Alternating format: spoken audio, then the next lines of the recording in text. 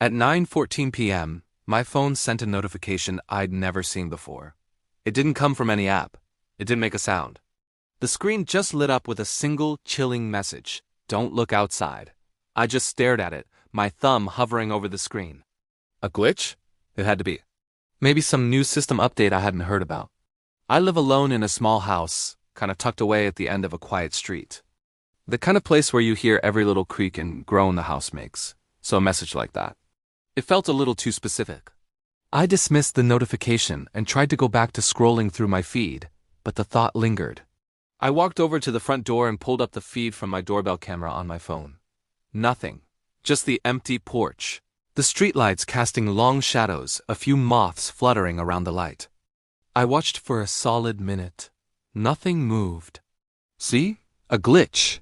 Just a weird, spooky glitch. I was about to put my phone down when it vibrated in my hand hard.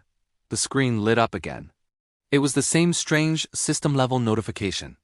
But this time it had been updated. It said, "Don't look outside. You are in the hallway." My blood ran cold. That wasn't a glitch. How could it possibly know where I was? I hadn't moved. I hadn't made a sound. I was just standing there in the dark staring at my phone. My heart started hammering against my ribs. I slowly backed away from the door, my eyes scanning the empty hallway. The living room was just a few feet away, dark and silent. The kitchen beyond that. Everything looked exactly as it should. I didn't move. I didn't even breathe. It felt like if I made a single sound, something terrible would happen. I tried to rationalize it. My phone has a GPS motion sensors. Maybe it was some kind of hyper-advanced feature I'd accidentally enabled, but it didn't feel like a feature. It felt like a warning. My mind raced. Should I call someone? What would I even say? My phone is sending me creepy messages? They'd think I was crazy. I decided to test it. I took a slow, deliberate step towards the living room. My phone buzzed instantly. The message updated again. "Don't go into the living room." Okay, this was real. Something was happening. I felt a wave of panic wash over me, cold and sharp. I was trapped. Not by locked doors or a visible threat, but by my own phone. By this thing that knew my every move. I stood frozen in the hallway, caught between the front door I was now terrified of and the living room I was being warned away from. What was I supposed to do? I couldn't just stand here all night. Against my better judgment, against the explicit warning on my screen, I bolted into the living room. I needed to see. I needed to know what I was being warned about. I flicked on the lamp next to the sofa, flooding the room with a warm, yellow light. Nothing. The room was empty. The TV was off. The windows were closed, the curtains drawn. I let out a shaky breath, a nervous laugh escaping my lips. I was letting my imagination get the better of me. It had to be some elaborate prank, a hack. And my phone screen lit up brighter this time. A new message, short and simple. It just said, "Behind you." I froze. Every muscle in my body seized up. A primal fear, the kind you read about but never experience, took hold. I didn't want to turn around. I was suddenly certain that if I did, my world would end. The air in the room felt thick, heavy.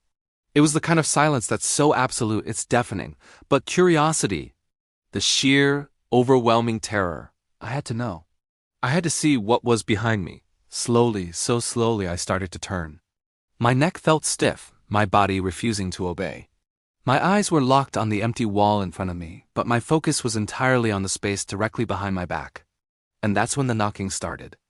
It wasn't loud. It was soft, slow, rhythmic. Thump, thump. But it wasn't coming from the front door. It wasn't coming from the windows. It sounded like it was coming from inside the house, maybe from the upstairs bedroom or the hall closet. It was impossible to tell. The sound seemed to come from everywhere at once. My phone, still clutched in my hand, lit up again. The notification popped onto the screen, the white text stark against the black background. "It's closer." My breath hitched in my throat. I still hadn't turned all the way around.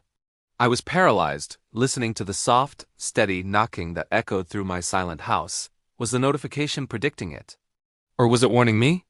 Was this thing on my phone trying to help me, or was it a part of whatever was happening? My eyes darted back to the doorbell camera feed on my phone. I scrolled back through the recorded events for the evening. There was a clip of me getting home from work. The clip of the delivery driver dropping off a package. And then, a new clip timestamped at 9:14 p.m. The exact moment the first notification appeared, I held my breath and tapped play. The video showed my front porch just as I'd seen it before.